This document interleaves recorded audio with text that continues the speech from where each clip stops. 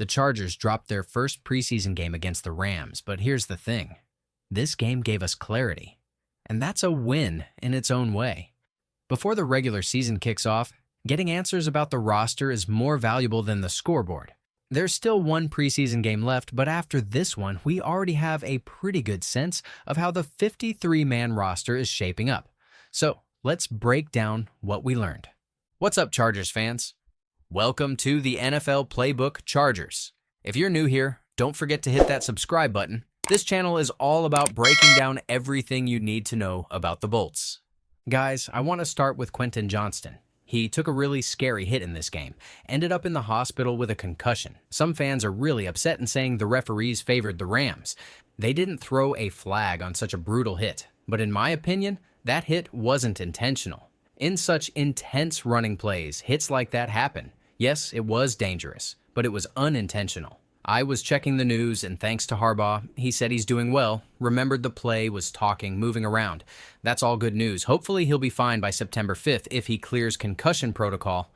I don't expect we'll see him again this preseason. Okay, for me, the story of this game is the quarterback battle. That's where the separation is happening.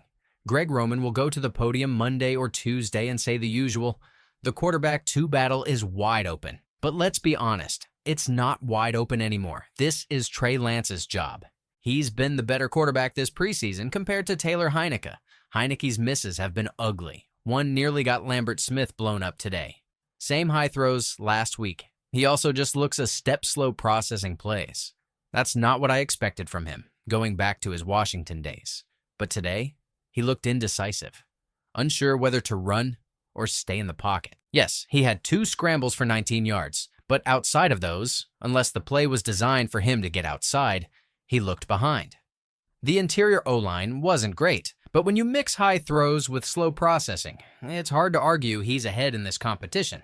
Now, I don't say Trey Lance was perfect, missed a goal line fade today. A couple of other throws he'd want back, but overall, he looked more poised, more controlled. He handles pressure well, his decisions were quicker. Tuck and run, or keep the play alive in the pocket. His processing is sharper than Heinicke's right now. That was the biggest question with Lance coming in. In Dallas and San Francisco, he was often a couple beats late.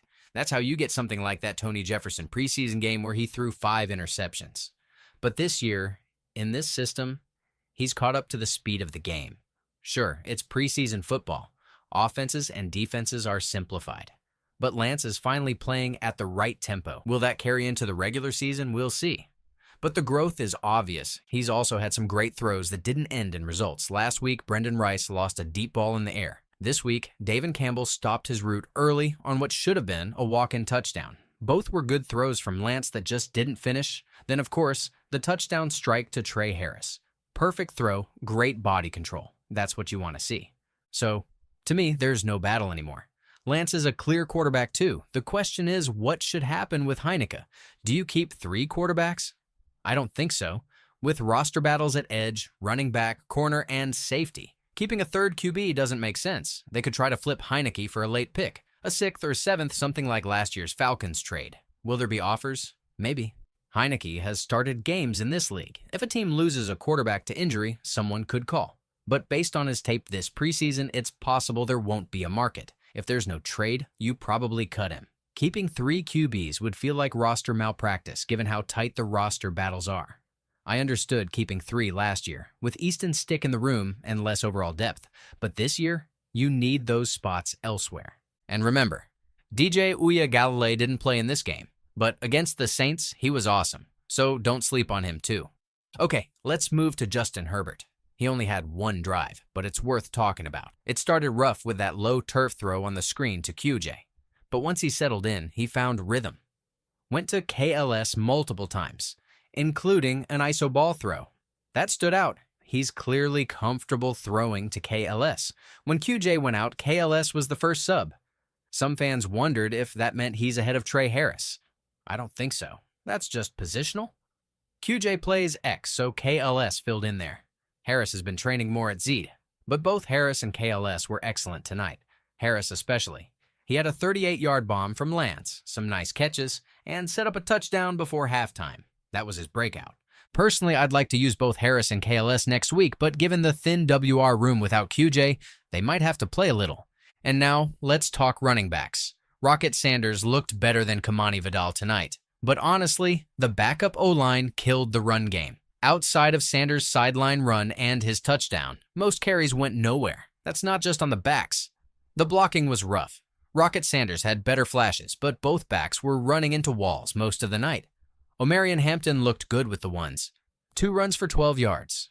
Solid. Hassan Haskins didn't play. No clear word if it's injury or just coaches saying, "We've seen enough." Some fans said the broadcast mentioned the staff wanted to see more of Vidal and Rocket. If that's true, it likely means Haskins is safe on the roster. That leaves Sanders versus Vidal as the true battle next week. I thought Vidal was impressive in the Hall of Fame game, but Sanders has been better the last 2 weeks. Either way, both guys have been hurt by poor blocking. Hopefully next week they both get some clean runs to state their case. SI would like to specially mention Luke Grimm here.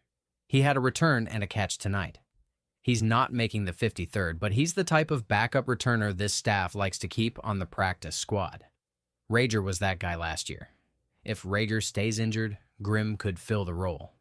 Now, to the defense. Honestly, not great. Early on, the Rams marched down the field on the opening drive. Gilman got dinged. And even without Mack or Derwin, you wanted a cleaner showing from the starters. They probably won't play again in preseason, but that wasn't a performance to feel good about. Trickwise Bridges had another rough game. Too aggressive, gets beat, then has to recover. It's been the same story in camp and preseason. He might need a year on the practice squad, or he could get cut. RJ Mickens was the bright spot. He was all over the field. 8 tackles, 2 pass breakups that should have been interceptions. Great instincts, bad hands. That's why he's at safety, not receiver. Still, a really strong showing. Junior Colson also flashed. He had a key stop on a goal line stand. That was good to see after a rough Hall of Fame game and limited reps last week. I don't think he's a cut candidate. The Chargers will ride with him this year. Josser Taylor struggled too. Practice has been better than his preseason games. This one won't grade out well.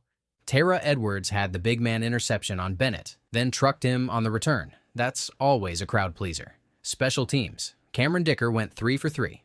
Automatic. Miller Hines had a nice return too, but I don't see a roster spot for him. Maybe practice squad material. So, what's the bottom line? Ugly game. But preseason isn't about wins and losses. It's about answers. And I think we got some.